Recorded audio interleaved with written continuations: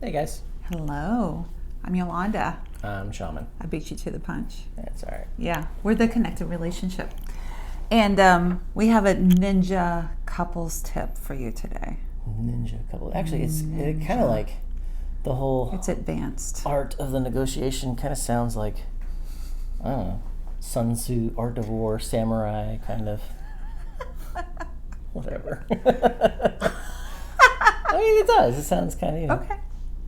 Well, here's the thing. I mean, that's the feeling, right? It's intense. It's like, oh my God, we got this Right. thing that we disagree about, and Right. we got to talk through it. And more often than not, the kind of things we're talking through are really should be negotiations and not like dictating, right? Well, I mean, all of our relationships should be negotiation and not Right. dictation. Right. But yes, things like parenting, division of duties, Sex, sex, finances. I'm just gonna keep saying sex, Sex. finances. Yeah. How you put toilet paper on the toilet paper roll. That's holder, right. That's an important which is one. like That's an important it one. only goes one way, but Okay, I don't know there's much negotiation involved in that one, but you should talk about says the dictator. it. So here's truth bomb number one. Yeah. It's not easy. No, it's never easy. I mean, Duh. negotiation's not getting your own way, right? Well, it's not easy. And truth bomb number two, it doesn't mean that you're going to get your own way. Right, and nor should you, because it's negotiation. Because it wouldn't be called negotiation then. It would be called getting your way. Right, and Yeah. I'm sorry, but you're not going to be in a relationship without negotiation. And you're never going to 100% get your own way. So, Right. in case you weren't aware of that, there you go, truth bomb number three. So, are you still with us? But there are some things when it comes to the art of negotiation. The art of negotiation. So, what is it? Well, I think the first thing you can do is kind of check in with yourself, Mm-hmm. right? Yeah. The first step is to kind of check in with where you're at. Mm-hmm.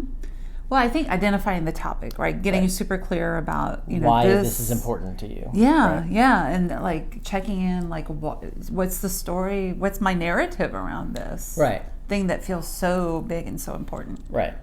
Why is this something that you're willing to lay your cross down on or whatever, right?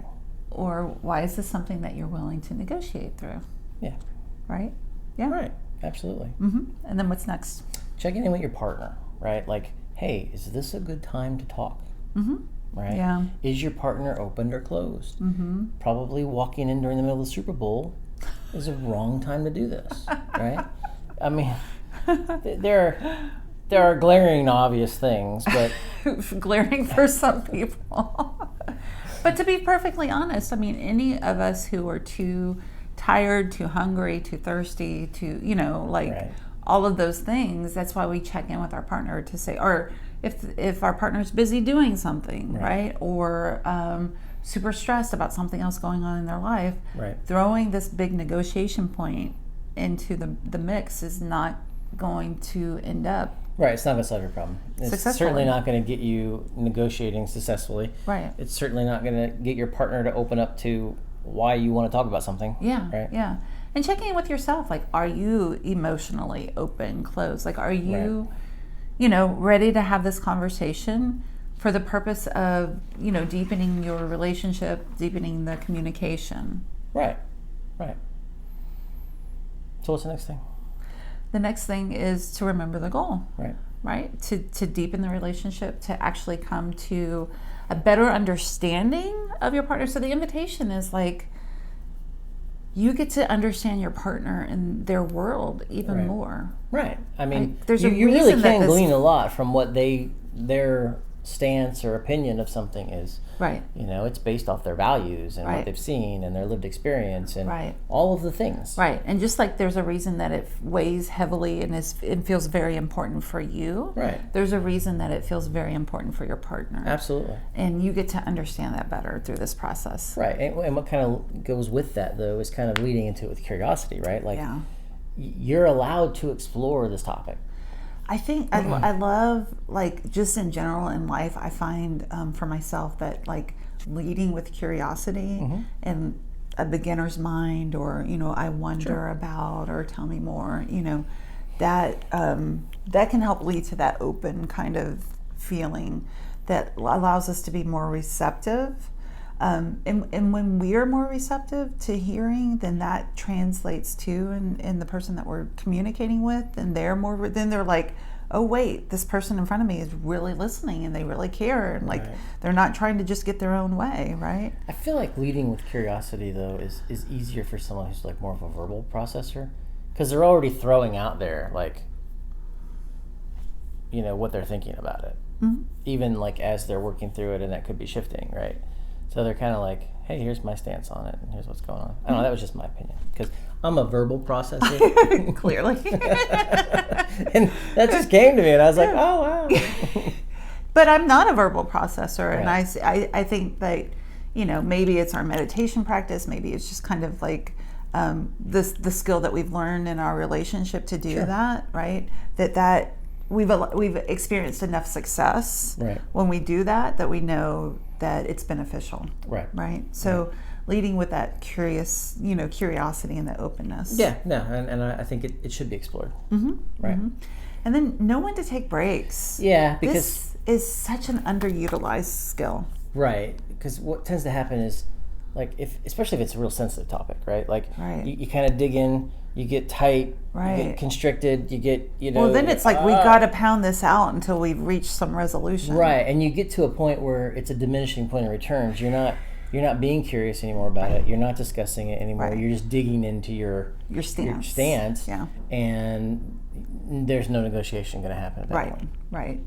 Then it's just a waste of time, and actually beyond a waste of time, it's damaging to the relationship. Right. So you got to know when to take breaks, and many negotiations are kind of a revolving conversation. Like, they're a living conversation. They keep going, and they might take a few breaks, and they might come back, and it might be the next day you talk about a little bit more, or it might be the next few hours, or, you know, whatever. This is one thing that we talk about with couples, and, you know, definitely something that we have learned to practice. Like, you don't have to like solve the big chunk. Sometimes you like take little pieces of the conversation, and you make this progress, and you're like, wow, that's great.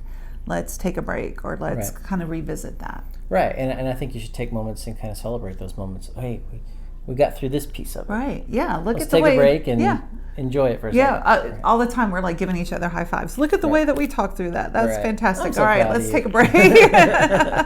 We do. We honestly do. But if you're going to take breaks, you have to agree that you're going to come back and follow up. You know, whether you schedule that or whatever it looks like. You know, it's an hour, 2 hours the next day, whatever it is. You have to have that contract between the two of you that we are going to follow up. Well, and not only follow up after you've taken a break, but then follow up if you and your partner have worked through this process. Absolutely, yeah. And you have come to an agreement of this negotiation that you have gone back and forth about. This is the way that the toilet paper should go on the roll. There's only one way to go. And so, you know, so you're like, okay, let's agree to try this out, right? Schedule that follow-up conversation. Give it a week, give it 2 weeks. How's this going? Then come back together and say, how is this working out for us? And you can say, see, it doesn't work that way. What a great example. I know. So this is like a 2.0 kind of skill. Yeah, it's a good one. It's a tough one. It is, and if you and your partner have a hard time with this one, then welcome to being in a relationship, right? Yeah, but I think it's totally cool. Like, as you're going through this, like, you acknowledge you're negotiating it. You know, right? We're working through this. Yeah. We're negotiating. We're trying to figure this thing out. We're trying to figure this thing out. Yeah. You know, and like I said a minute ago, the high fives and the hey, we handled this portion of it. Let's move on. You know? And if you would like some support because you kind of are in this loop of the way that you've done things, right? It's hard to get out of that loop sometimes. And it's not working. Give us a call. Yeah. Set up a free consultation. We'll help you. Bye, guys. All right.